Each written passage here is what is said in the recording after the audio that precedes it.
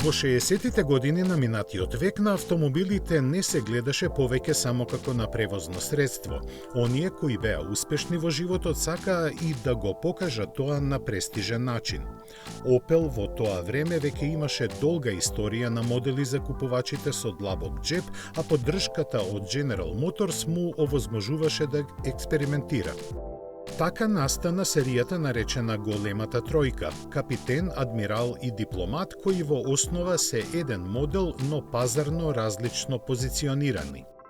Спротивно на она што може да се помисли дека се само препакувани американски модели, тие се автентични германски.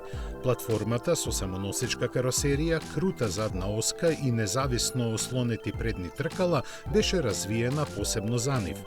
Дизајнот под длабоко влијание на Детройт беше совршен да го долови нивото на луксус кое го нудеа, силно навлегувајќи на територијата на Мерцедес.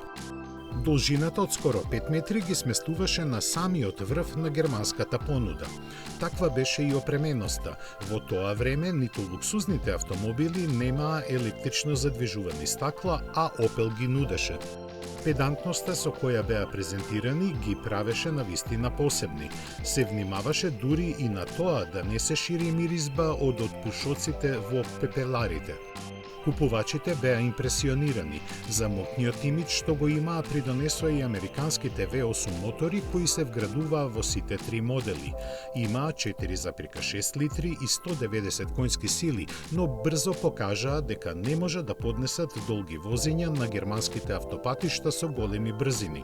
Беа заменети со 5,4 литарски со 230 конски сили, кои преку стандардниот двостепен автоматски менувач со леснотија ги дотеруваа до 200 км на час.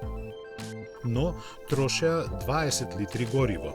За оние кои не бараа толку, Opel ги нудеше капитен, адмирал и дипломат со 6-цилиндрични мотори на почеток 2,6 литарски со 100 конски сили.